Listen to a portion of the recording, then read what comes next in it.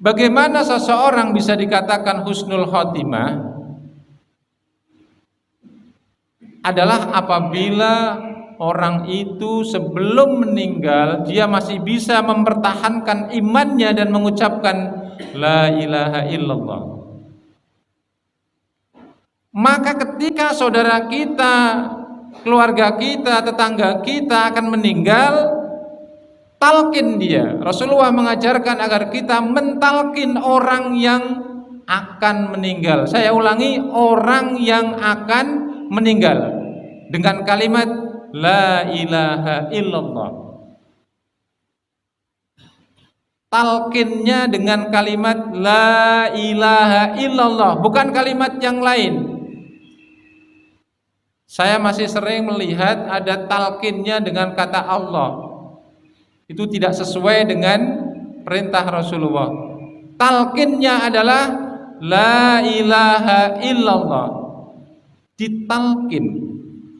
Ditalkin itu bahasa Tunjung Sarinya dituturi. Talkin dia, tuntun dia, arahkan dia, ajak dia supaya bisa membaca la ilaha illallah. Oleh karena itu tadi saudaranya, keluarganya yang kumpul nunggoni itu supaya setan tidak bisa masuk. Kita membentengi orang yang mau mati itu supaya setan tidak bisa masuk. Sehingga orang yang akan meninggal itu bisa mengucapkan la ilaha illallah. Ini satu hal yang perlu saya tekankan berulang kali.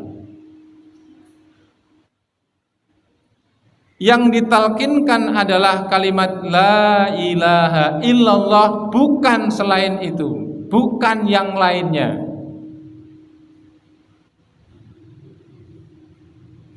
Bagaimana cara mentalkin yang benar? Saya sering melihat ada orang mentalkin tapi caranya tidak pas. Mentalkin itu menuntun, melatih, mengarahkan. Maka ketika kita mentalkin orang supaya la ilaha illallahnya jalan, maka lakukan dengan cara yang benar. Talkinlah di telinga sebelah kanan. Di telinga, bukan di muka, karena banyak saya lihat mentalkinnya di muka. Talkin itu di telinga sebelah kanan. Ajaklah, perintahkanlah, anjurkanlah si calon mayat itu dengan sebut namanya. Misalnya namanya Abdullah. Wahai Abdullah, ucapkanlah la ilaha illallah. Setelah itu diam. Biarkan rohnya berjuang untuk bisa menggerakkan mulutnya mengucapkan la ilaha illallah.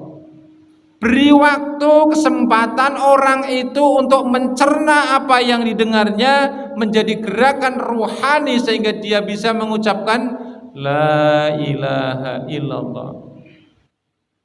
Jangan penjenengan di telinganya terus la ilaha illallah, la ilaha illallah. Jangan, biarkan dia mengucapkan. Biarkan terucap dari lisannya kalimat la ilaha illallah.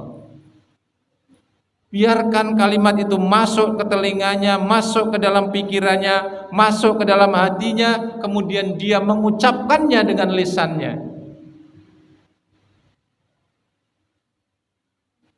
Jangan dirusui, yang lainnya mendoakan saja, yang nalkin satu saja.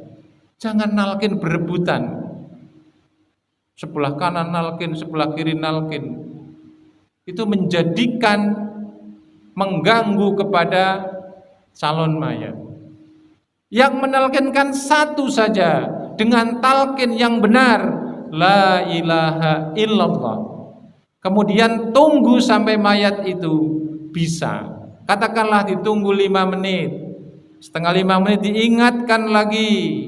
Wahai Abdullah, ucapkanlah la ilaha illallah. Biarkan dia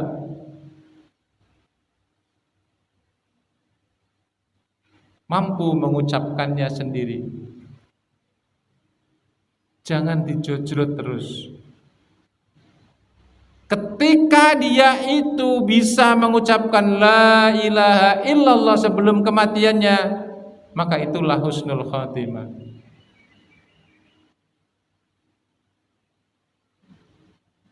Ada orang dengan logikanya mengatakan, Pak, lah kalau pas ngomong la mati klek terus piye, Pak? Atau la ilaha itu kan orang pangeran terus mati. Allah itu maha adil. Allah yang mentakdirkan atau yang menekankan bahwa dia husnul khotimah pasti bisa mengucapkannya dengan sempurna. Dan ketika Allah itu memastikan bahwa dia itu su'ul khotimah, maka dia tidak akan pernah bisa mengucapkannya. Jadi kita ini hanya membantu, mendukung dia supaya imannya tetap bertahan dari gangguan setan, dari fitnah mati. Kita dukung supaya dia bisa mengucapkan la ilaha illallah. Kalau dia memang orang yang beriman, pasti dia bisa mengucapkan la ilaha illallah. Karena setannya sudah kita sama-sama bentengi agar tidak masuk. Tapi kalau ada teman kita, saudara kita, keluarga kita meninggal, kita biarkan dia berjuang sendirian untuk mempertahankan iman yang ada di dalam hatinya. Maka saya yakin kita pun nanti akan seperti itu. Kita harus berjuang sendirian menghadapi fitnatil mamat, fitnah kematian.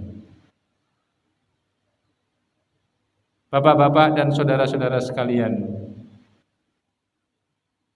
pastikan iman kita kuat dan pastikan amal soleh kita banyak sehingga bisa mendukung kita untuk bisa bertahan dengan iman kita, sehingga kita mampu mengucapkan la ilaha illallah di akhir napas kehidupan kita.